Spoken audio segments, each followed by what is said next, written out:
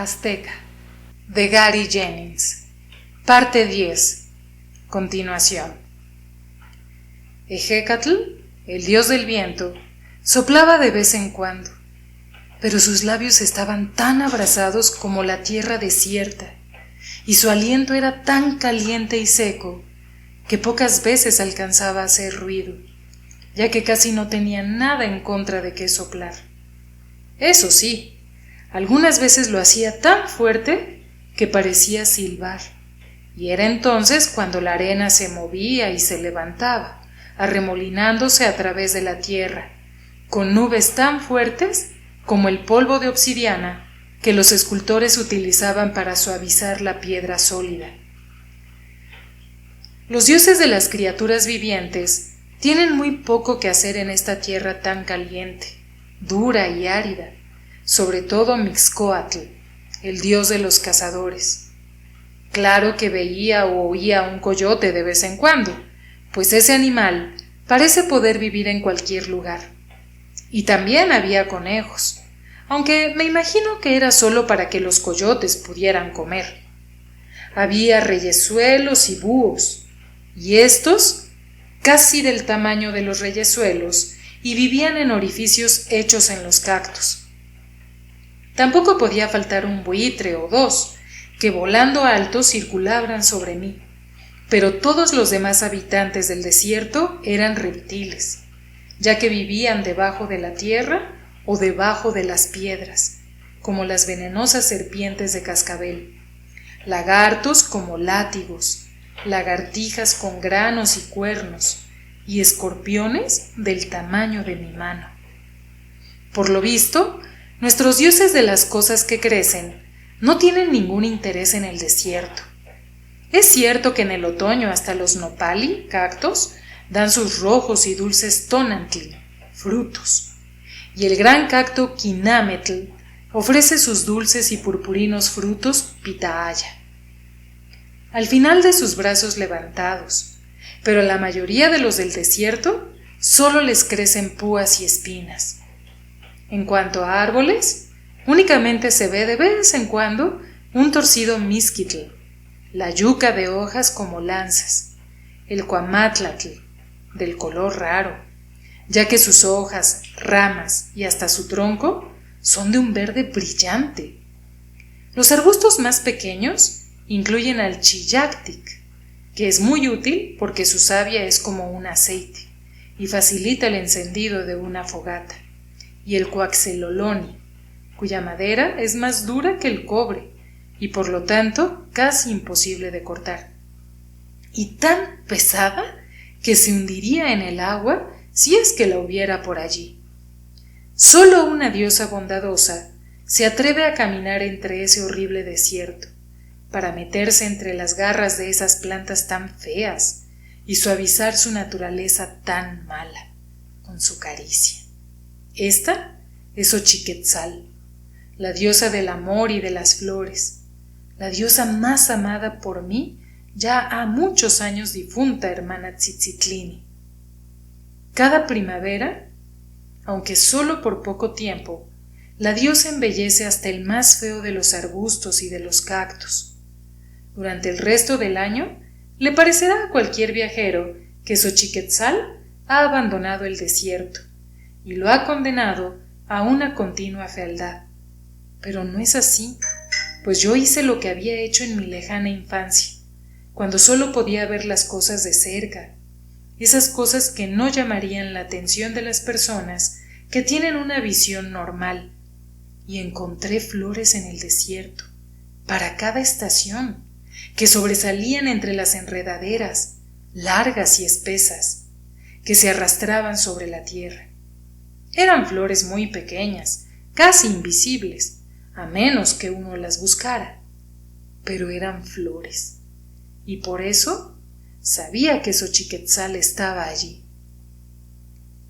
Aunque una diosa pueda existir en el desierto con facilidad y sin peligro, no es un medio adecuado para un ser humano.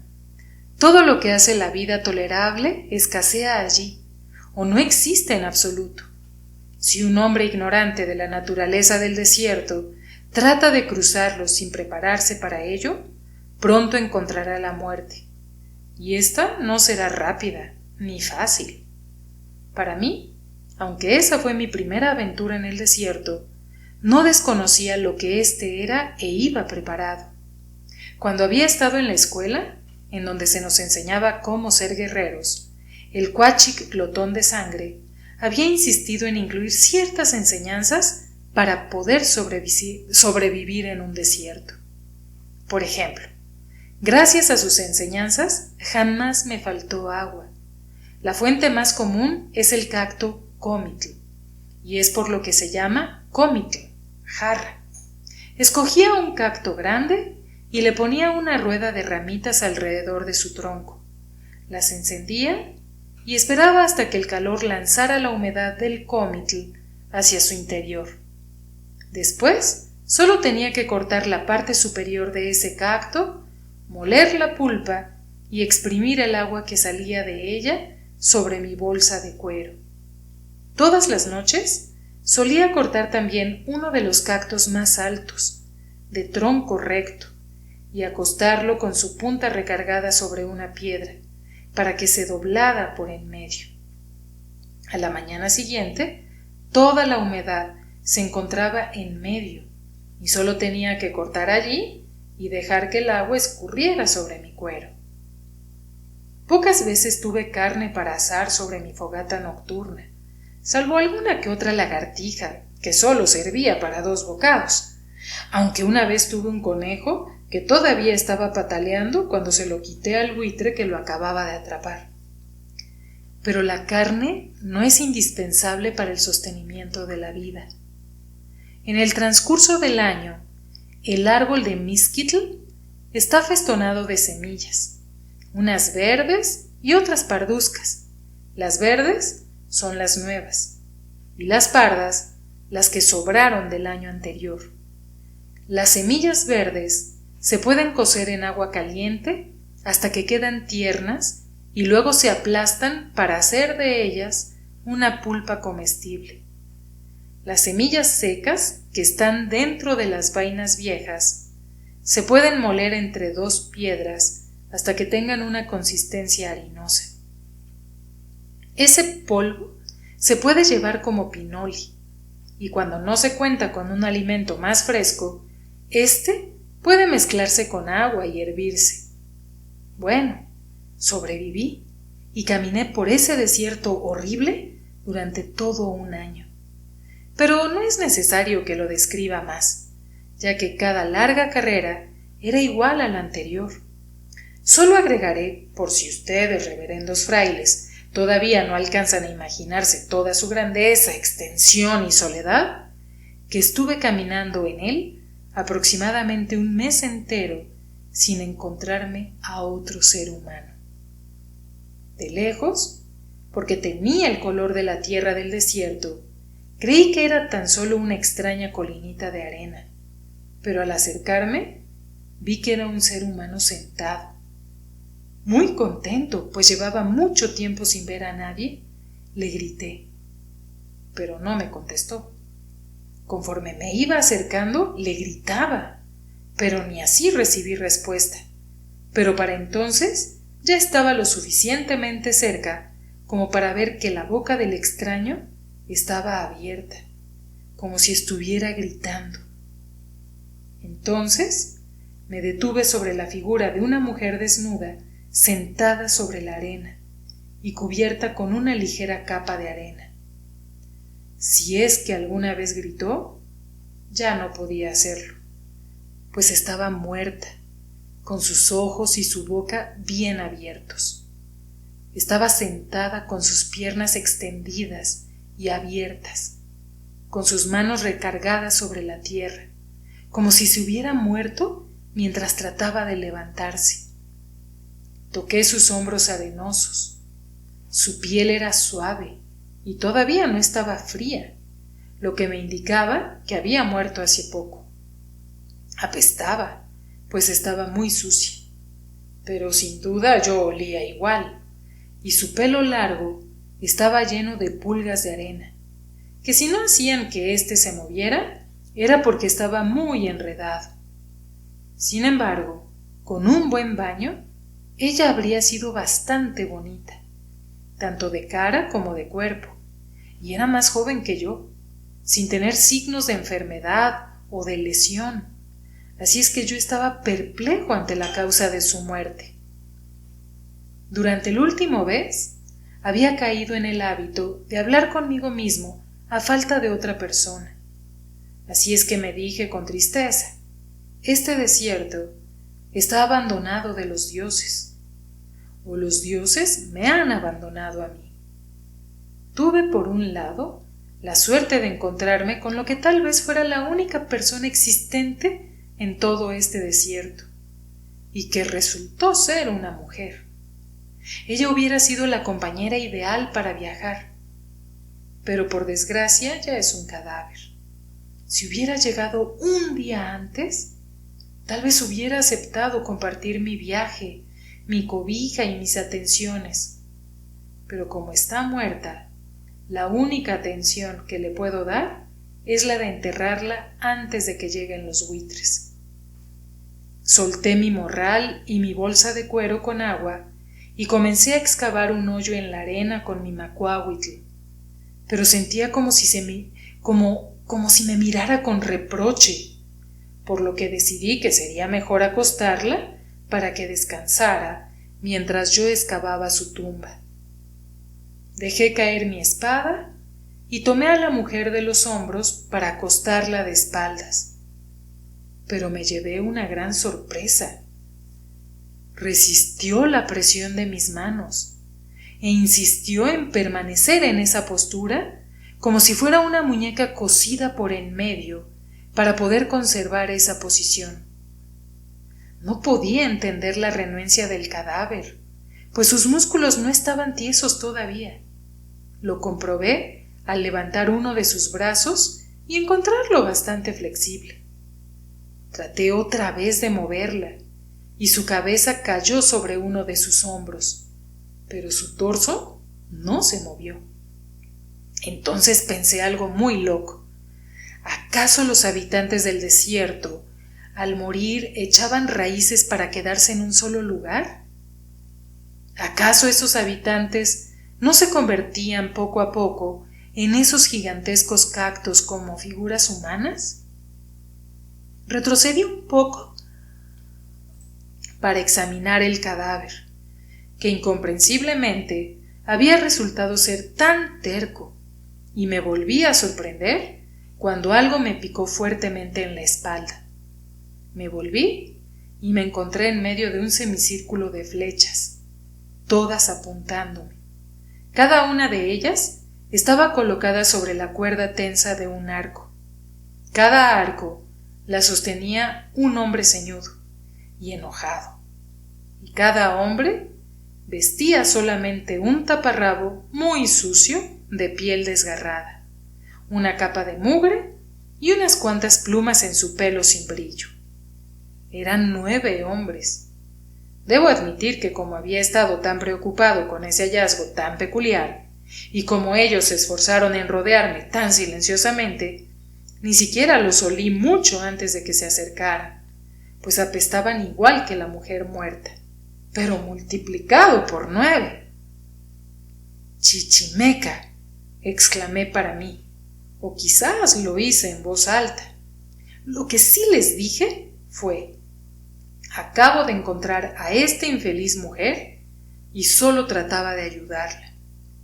Como eso lo dije lo más rápido que pude, con la esperanza de detener sus flechas antes de que las lanzaran, hablé en mi propia lengua, pero a la vez acompañé mis palabras con gestos comprensibles hasta para unos salvajes, y aún en ese momento tan tenso, pensé que si llegaba a vivir lo suficiente, tendría que aprender otra nueva lengua.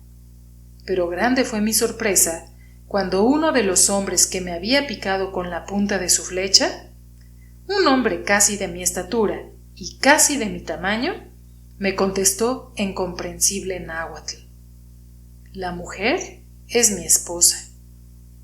Tragué saliva y le dije con un tono de condolencia: como cuando uno tiene que dar una mala noticia. Siento decirle que era su esposa. Parece ser que murió hace un rato. La flecha del Chichimeca, mejor dicho, las 9 flechas, seguían apuntándome. Rápidamente agregué.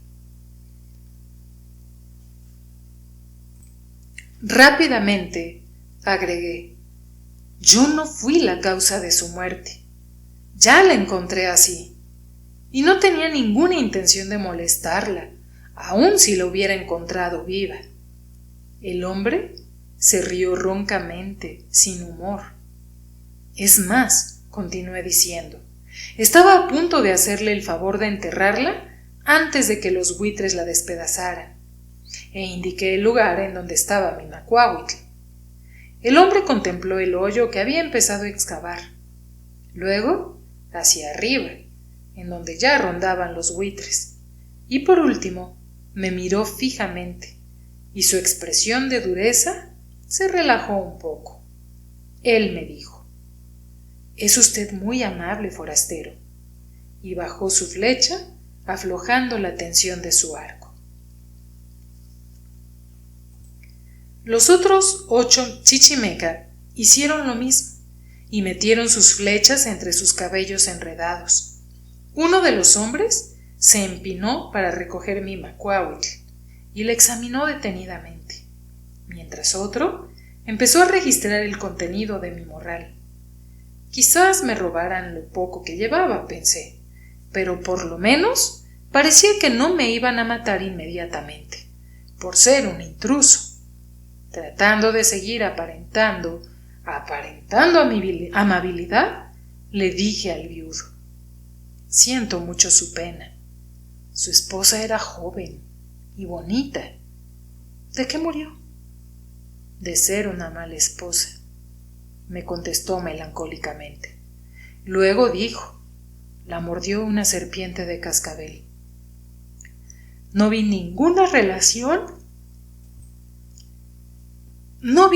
relación entre esas 2 frases y solo pude contestar: «Qué extraño, no parecía estar enferma».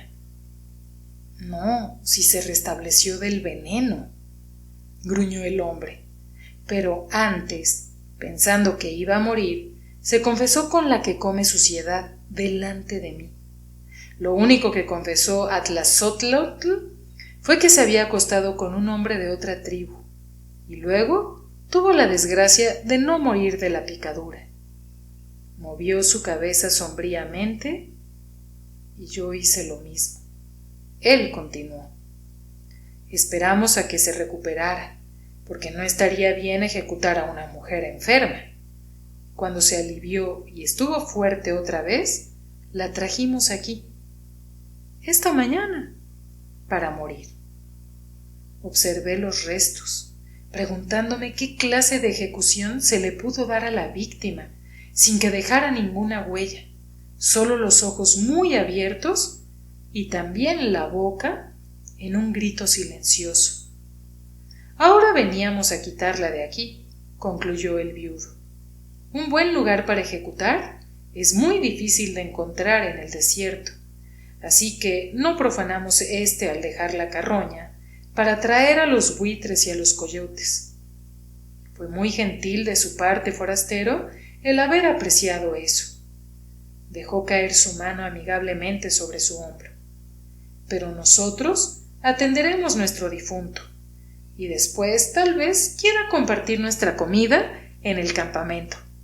«Con gusto», le dije, y mi estómago vacío gruñó, pero lo que luego presencié me quitó el apetito.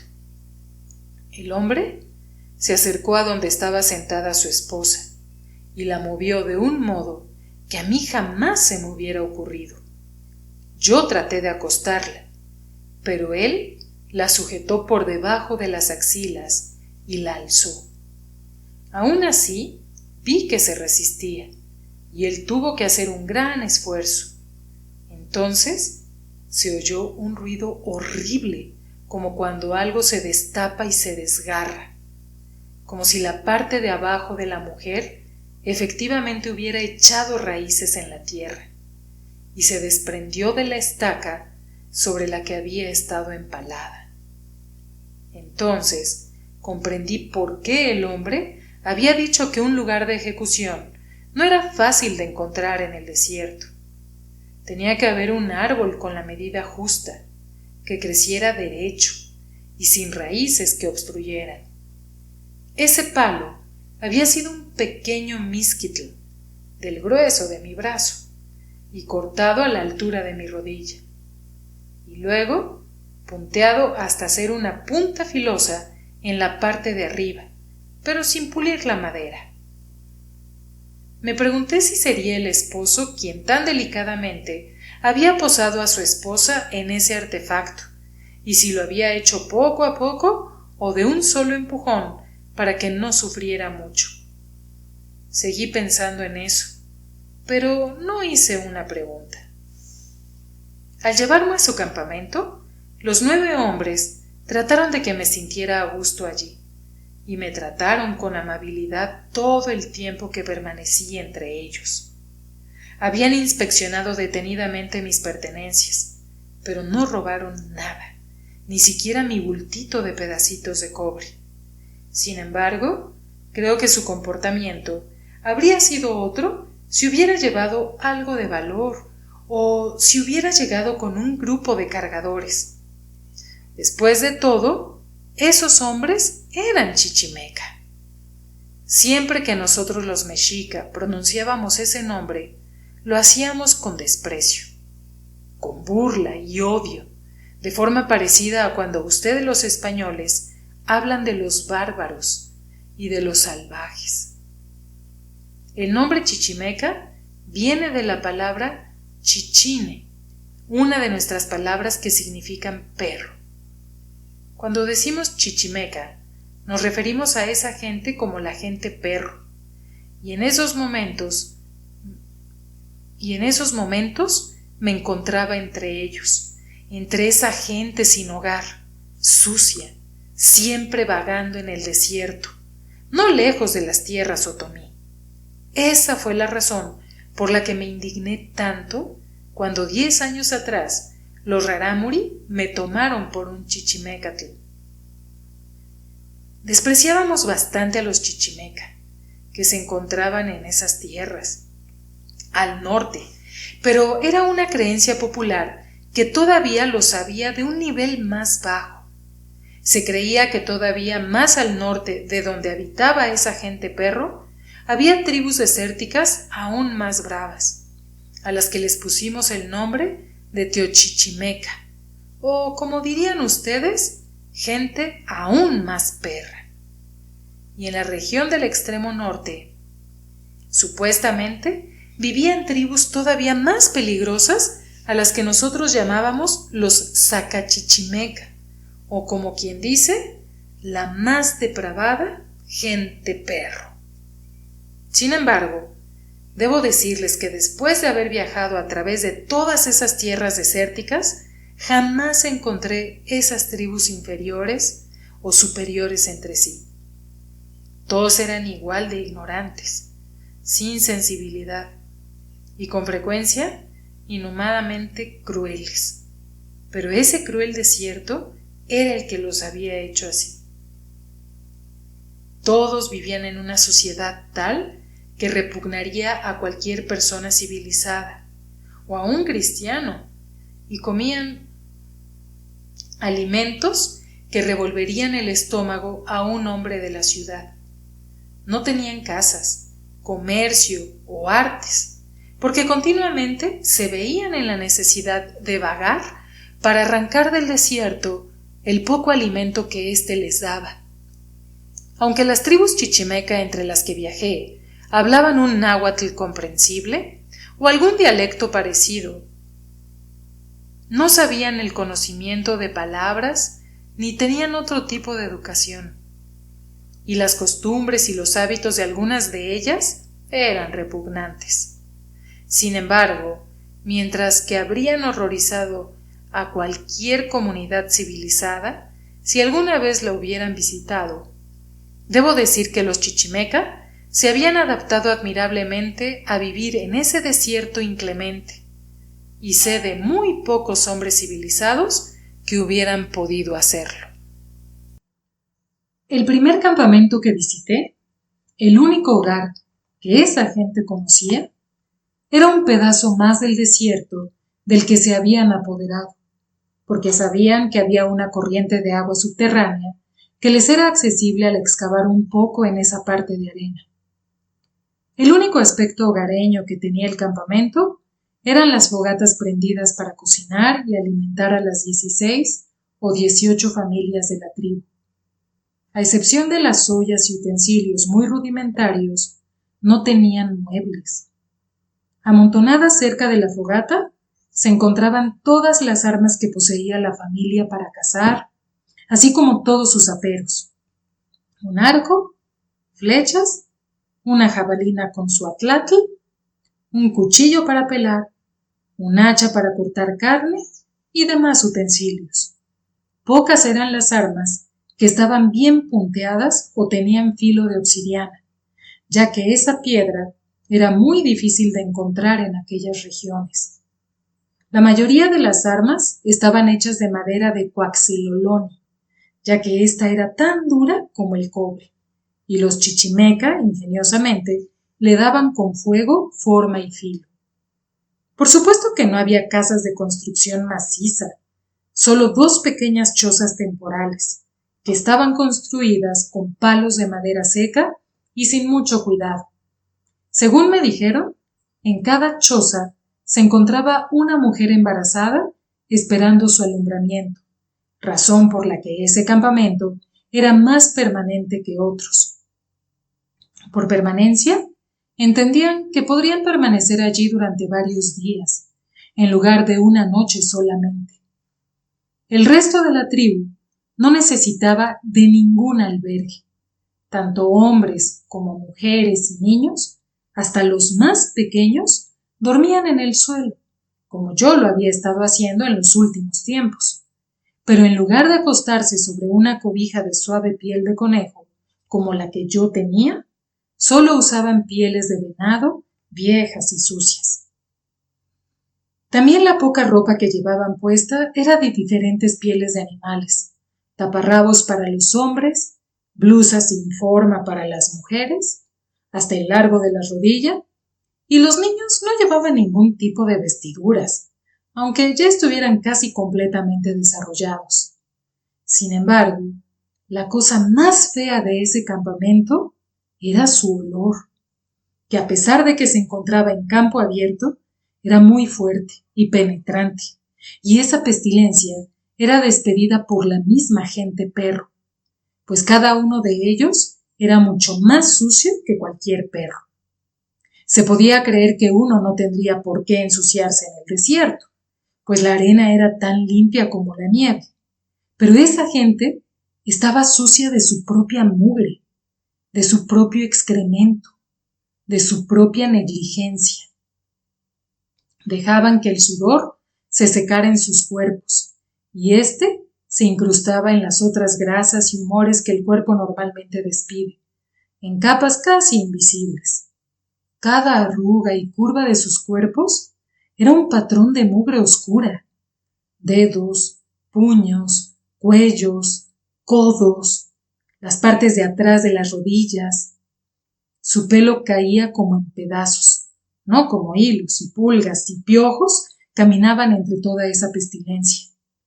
La ropa de cuero que cubría sus cuerpos estaba impregnada de olores adicionales de humo de leña, sangre seca y grasa rancia de animal. El olor que representaba todo ese conjunto era algo agobiante, y aunque llegué a acostumbrarme a él, durante mucho tiempo me quedé con la opinión de que los chichimeca eran la gente más sucia que he conocido, y además la que menos interés tenía por su limpieza personal. Todos tenían nombres muy sencillos, como Xochitl, Nácatl y Chachapa, que quieren decir cieno, carne y tormenta. Nombres que con lástima veía que no tenían nada de común con sus dueños. Tal vez ellos los escogían para poder soñar y olvidar. Carne era el nombre del viudo que me habían invitado al campamento.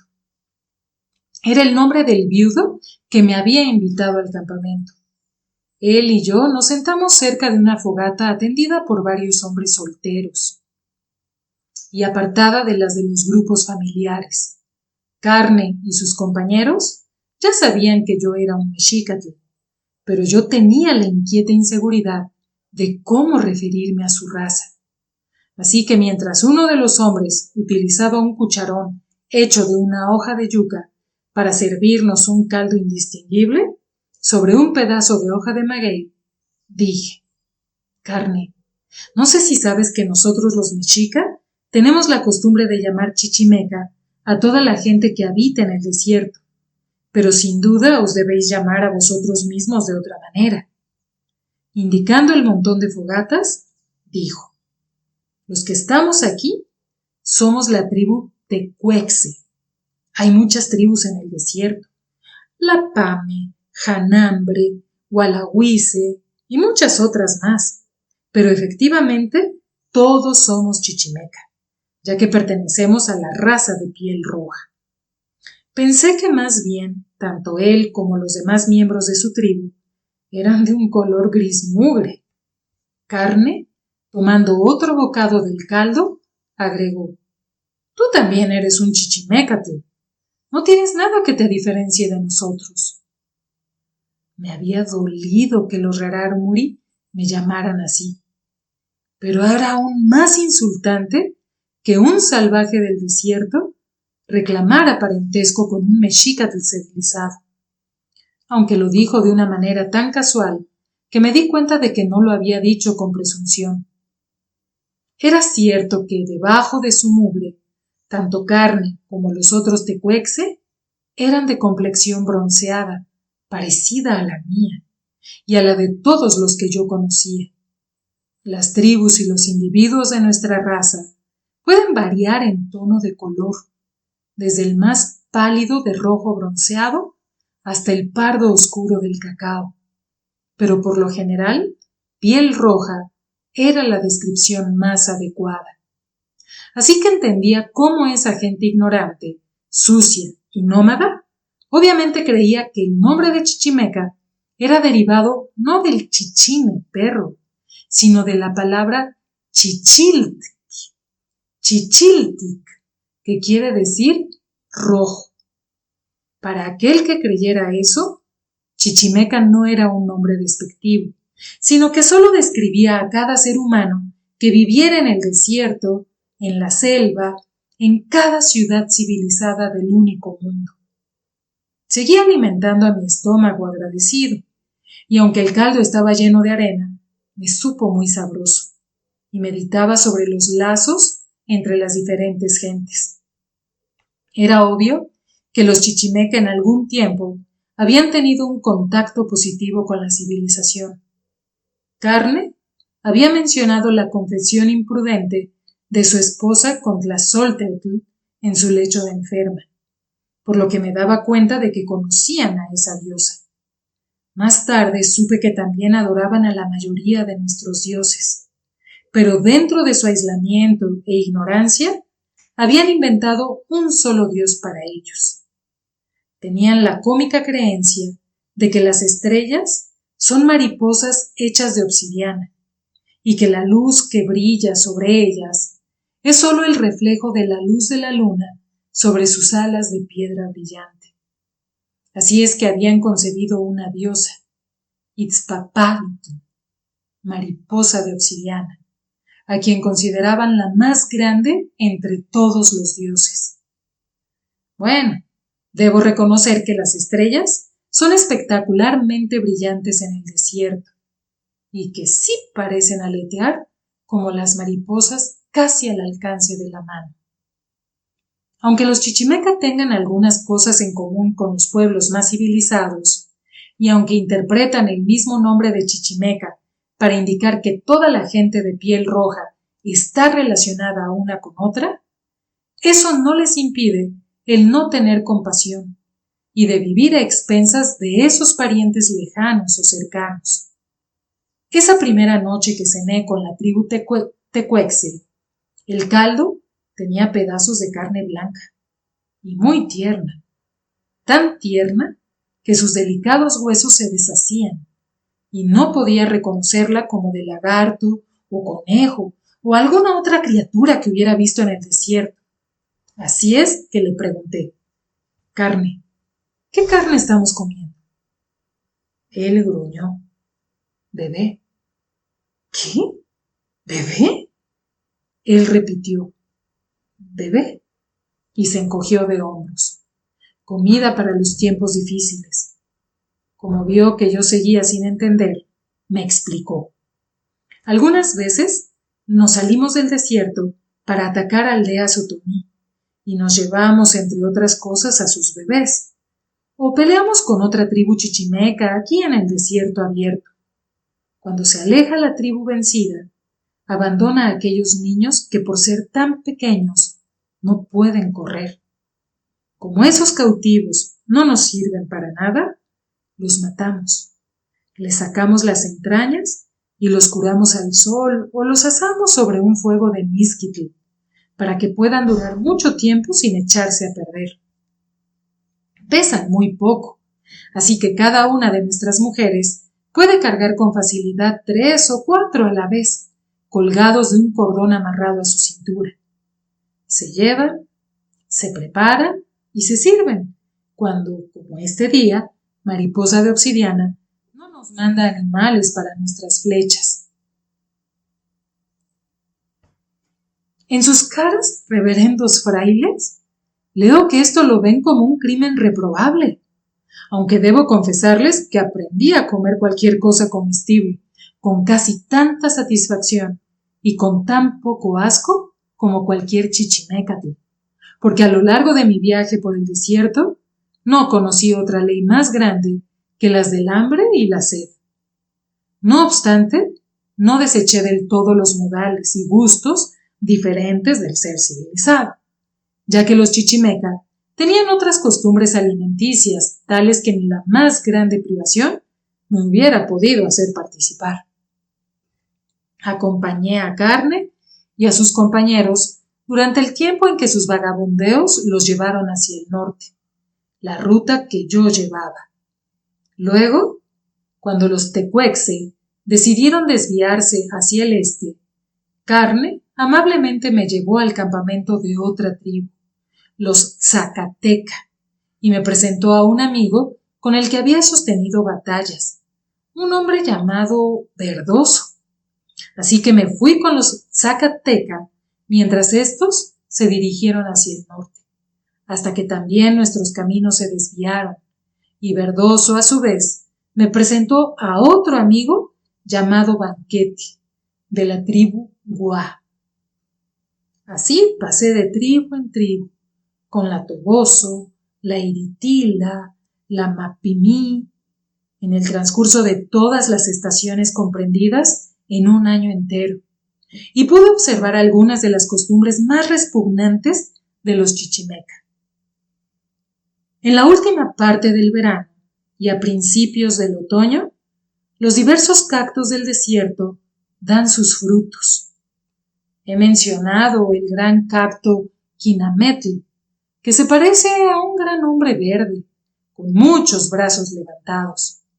Da la fruta llamada pitahaya, que es reconociblemente sabrosa y nutritiva, pero creo que se le aprecia tanto porque es muy difícil de obtener. Como no hay hombre que pueda escalar el Quinametl por la gran cantidad de espinas que tiene, la fruta solo se puede obtener con la ayuda de un palo o garrote muy largo, o lanzándole piedras. De todos modos, la pitahaya es una de las golosinas predilectas de los habitantes del desierto, un lujo tal que se come 2 veces. Un chichimécatl, ya sea hombre o mujer, se comerá rápidamente esos frutos redondos, enteros y con toda su pulpa, jugo y semillas negras. Y luego espera lo que esa gente llama por el ñeorne pixquitl, o segunda cosecha. Esto es cuando los que comieron esa fruta la digieren y segregan el residuo, entre el cual se encuentran las semillas de pitahaya no digeridas. En cuanto alguien ha vaciado sus intestinos, examina su excremento y busca en él las semillas, y las recoge para comérselas otra vez con muchísimo gusto, masticándolas y saboreándolas, para sacarles todo el sabor y valor nutritivo que les queda. Si un hombre o una mujer encuentra algún excremento en el desierto, en esa estación, ya sea de algún animal, o buitre, o algún otro ser humano, correrá a examinarlo y a buscar entre esa suciedad con la esperanza de encontrar alguna semilla de pitahaya para apropiarse de ella y comérsela. Esa gente tiene otra costumbre que encontré todavía más repugnante, pero para poder explicársela, debo decir algo antes. Cuando llevaba en el desierto cerca de un año y llegó la primavera, yo me encontraba en ese tiempo entre las gentes de la tribu Iritila. Entonces vi que Tlaloc sí escupe algo de su lluvia en el desierto, pues por espacio de un mes, de 20 días, llueve. Hay tanta lluvia durante algunos de esos días que los charquitos ya secos se convierten en torrentes de agua. Pero la gracia de Tlaloc no dura más que un mes al año, y la tierra rápidamente absorbe el agua. Por lo tanto, el desierto florece brevemente durante esos 20 días, con flores en los cactos y en los arbustos secos. También es cuando la tierra permanece lo suficientemente húmeda como para que el desierto dé una planta que no se ve en ninguna otra época del año, el hongo llamado Chichinanácatl. Es un honguito rojo de tallo delgado con granitos blancos encima. Las mujeres Iritila recogían con rapidez esos hongos, pero jamás los cocinaban con los otros alimentos que preparaban, y se me hizo muy raro no verlos. Durante esa misma primavera húmeda, el jefe de los Iritila dejó de orinarse en el suelo como los demás hombres. Durante ese lapso de tiempo, una de sus esposas siempre llevaba a todos lados una vasija especial de barro. Cuando el jefe sentía necesidad de vaciar sus riñones, ella colocaba la vasija y él orinaba allí. También durante esa temporada hubo otro detalle raro. Todos los días, algunos hombres Iritila estaban tan ebrios que no podían ir de cacería o a robar, y yo no podía imaginarme qué brebaje habían encontrado y dónde para poder estar así. Pasó un poco de tiempo antes de que pudiera descubrir la conexión entre esos dos raros detalles. En realidad no había ningún misterio. Los hongos se guardaban para que solamente el jefe de la tribu los comiera, y quien lo hace tiene una combinación de borrachera y de deliciosas alucinaciones, como el efecto que da el peyote. Ese efecto del Chichinanácatl solo disminuye un poco al ser comido y digerido. Cualquiera que sea la magia que posee, atraviesa el cuerpo humano directamente hasta llegar a su vejiga. Mientras el jefe se encontraba en un estado de constante alucinación, con frecuencia orinaba en su recipiente, y su orina era casi tan potente y embriagadora como los mismos hongos. El primer recipiente lleno de orina se le daba a los sabios y a los brujos de la tribu. Cada uno se alborozaba por beber de allí, y poco después se tambaleaban o se tiraban al suelo con una expresión de absoluta dicha. El siguiente recipiente lleno se repartía entre los amigos más cercanos del jefe. El siguiente era para los guerreros más grandes de la tribu, y así sucesivamente. Antes de que transcurrieran muchos días, el recipiente estaba circulando entre los ancianos y hombres de menor importancia, y finalmente hasta entre las mujeres. Al fin, casi todos los Iritila disfrutaban un momento de dicha, antes de volver a esa existencia tan monótona que tenían que sufrir durante el resto del año. Hasta a mí me pasaron el recipiente, como un gesto hospitalario con un forastero, pero con mucho respeto rehusé de tal delicia, y nadie se sintió insultado o enojado de que no bebiera mi porción de esa preciosa orina. A pesar de las muchas privaciones que tenían los chichimeca, debo decir que esa gente del desierto no es del todo depravada y detestable. En primer lugar, poco a poco me di cuenta de que si estaban sucios, llenos de parásitos y apestosos, no era porque quisieran estar así.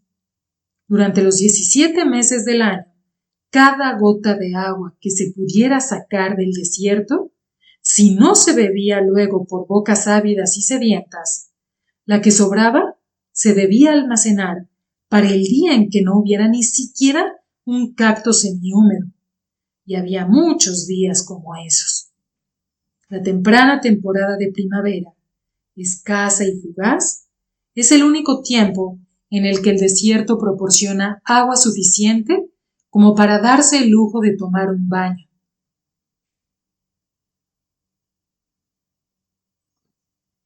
Siguiendo mi ejemplo, cada miembro de la tribu Iritila aprovechó esa oportunidad para bañarse tan frecuentemente como les fue posible.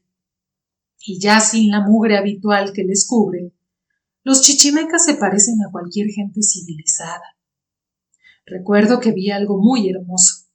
Era casi el anochecer, y vagaba a cierta distancia del campamento Iritila, cuando encontré a una mujer joven tomando lo que obviamente era su primer baño en un año.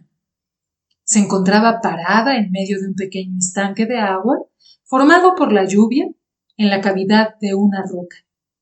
Y estaba sola, sin duda queriendo disfrutar del agua pura, antes de que los demás también la encontraran y quisieran compartirla y ensuciarla. No hice ningún ruido, pero la observé con mi vidrio, mientras se enjabonaba con la raíz de una planta de amoli y se enjuagaba repetidas veces, despacio, como saboreando el novedoso placer de ese acto. Detrás de la muchacha, Tlaloc estaba preparando una tormenta hacia el este, construyendo un muro de nubes tan oscuras como una pizarra. Al principio la muchacha casi se perdía entre ese muro, de tan oscura que estaba por tanta mugre, pero mientras se enjabonaba y enjuagaba capa tras capa, su color natural aparecía más y más claro. Tonatiuh se ponía en el oeste, y sus rayos acentuaban el dorado bronceado de su cuerpo. En ese vasto paisaje, que se extendía llano y vacío hasta donde se encontraba la pared de nubes oscuras, en el horizonte, la mujer era lo único brillante. Las curvas de su cuerpo desnudo estaban delineadas por gotas brillantes de humedad. Su pelo limpio relucía, y el agua que se salpicaba se rompía en gotas que centelleaban como joyas. Sobre el fondo de ese cielo tormentoso, ella se distinguía entre los últimos rayos del ocaso, tan bella como un pequeño pedazo de ámbar sobre una tabla oscura. Había pasado mucho tiempo desde que me había acostado con una mujer, y aquella tan limpia y bella fue una poderosa tentación. Pero me acordé de otra mujer empalada en una estaca, y no me acerqué a su charco hasta que, con verdadera pena de mi parte, la muchacha se fue. Durante todos mis vagabundeos con las diversas tribus chichimeca, me cuidé mucho de no jugar con sus mujeres y de no desobedecer las pocas leyes que tenían, ni de ofenderles de algún otro modo, pues siempre me trataron como a un compañero nómada igual a ellos. Jamás me asaltaron o maltrataron. Me daban mi porción de lo poco que había para comer y de la poca comodidad que sacaban del desierto, a excepción, por supuesto, de las golosinas ocasionales que yo había declinado, como el elixir de orina. El único favor que les pedía Era información. Lo que pudieran saber acerca de los antiguos azteca y de su viaje hecho hacía mucho tiempo, y del rumor acerca de las provisiones o aprovisionamientos que habían enterrado durante su larga jornada. Carne de la tribu tecuexe, así como verdoso de la tribu zacateca y banquete de la tribu guá, me dijeron. Sí, he sabido que tal tribu en una ocasión atravesó estas tierras. No sabemos nada acerca de ella, excepto que, como nosotros los chichimeca, llevaba poco consigo y no dejaba nada atrás. Era la misma respuesta desalentadora que había escuchado desde el principio de mi búsqueda y que seguí oyendo cuando les hice esa misma pregunta a los Toboso, a los Iritila y todas las tribus con las que viajé. No fue sino hasta mi segundo verano en ese maldito desierto, para entonces ya estaba harto de él y también de mis ancestros azteca, que mi pregunta recibió una respuesta un poco diferente. Me encontraba en compañía de la tribu Mapimí, y su lugar de residencia era la región más caliente y seca de todas las que hasta entonces había atravesado. Estaba tan al norte de las tierras vivas que hubiera jurado que ya no podía haber más desierto. Pero en verdad que sí lo había, y según me dijeron los Mapimí, era un terreno ilimitado y todavía más terrible de todos los que yo había visto. Naturalmente que esa información me llenó de angustia, así como también las palabras del hombre que contestaba mi ya vieja y cansada pregunta sobre los aztecas. Sí, Mixli, me dijo, hubo una vez esa tribu e hicieron el viaje que describes, pero no traían nada consigo. Y no dejaron nada atrás cuando partieron, terminé amargamente. A excepción de nosotros, me contestó el hombre. Durante un momento me quedé mudo tratando de asimilar esa información. El hombre me sonrió con su boca desdentada. Se llamaba Patzcatl, que quiere decir jugo, por lo que su nombre parecía una ironía. Era el jefe de los Mapimí y era un hombre muy anciano, encorvado y seco por el sol. Él me dijo, hablaste del viaje de los aztecas que partieron desde su tierra desconocida llamada Aztlán, y hablaste de cómo llegaron a su último destino muy al sur de aquí. Nosotros, los Mapimí y los demás chichimeca, durante todas esas gavillas de años, hemos habitado estos desiertos y hemos oído rumores de esa ciudad y de su grandeza, pero jamás ninguno de nosotros ha llegado lo suficientemente cerca como para verla. Así que piensa, Mixli, ¿no te parece raro que nosotros los salvajes, tan lejos de su Tenochtitlán y tan ignorantes de todo lo que los representa, a pesar de eso, hablemos el náhuatl que vosotros habláis? Pensé en lo que me decía y contesté, sí, jefe Patzcatl. Me sorprendió y alegró ver que podía conversar con tantas tribus diferentes, pero no me detuve a pensar el porqué de eso. ¿Tú tienes alguna teoría que podría ayudarme a encontrar la respuesta? Más que una teoría, me contestó con cierto orgullo, soy un anciano y vengo de una larga línea de padres que han llegado a vivir mucho tiempo. Pero tanto ellos como yo no siempre fuimos viejos, y en nuestra juventud éramos muy curiosos. Cada uno de nosotros hicimos preguntas y no olvidamos las respuestas. Así que todos aprendimos y repetimos a nuestros hijos lo que habíamos conservado en nuestra memoria sobre el origen de nuestra gente. Debo de agradecerle, venerado jefe, que quiera compartir su sabiduría conmigo.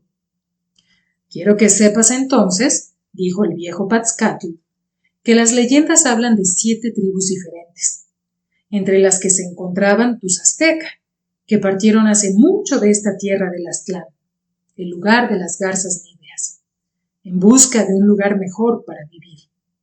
Todas las tribus tenían los mismos lazos de sangre, hablaban el mismo idioma, reconocían los mismos dioses, observaban las mismas costumbres y durante mucho tiempo esa gente viajó junta amistosamente. Sin embargo, como puedes imaginarte, entre tanta gente y un viaje tan largo, surgieron fricciones y diferencias de opinión. A lo largo del camino, algunos se salieron de la caravana, familias, capulí, clanes enteros y hasta toda una tribu. Unos discutieron y se fueron. Otros se detuvieron del cansancio tan grande y algunos se quedaron en algún lugar de su agrado. Me es imposible decir quiénes se fueron a tal o cual parte. Desde entonces, a través de los años, esas mismas tribus rebeldes se han desunido más y se han separado.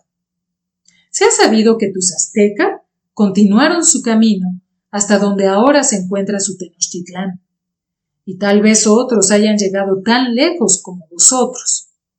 Pero nosotros no estábamos entre ellos. Nosotros, quienes ahora somos los chichimeca, por eso digo esto.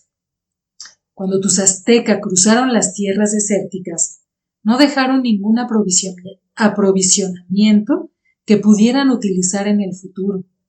No dejaron ninguna huella. No dejaron nada detrás de ellos, más que nuestro pueblo. Su narración bien podía ser cierta y resultaba tan desconcertante como la afirmación de mi compañero Carne, quien dijo que el término chichimeca era para nombrar a todos aquellos pueblos que tenían el mismo color de piel. La implicación era de que en lugar de encontrar algo de posible valor, como las supuestas provisiones y armas escondidas, solo había encontrado una chusma horrible que buscaba parentesco con mis primos.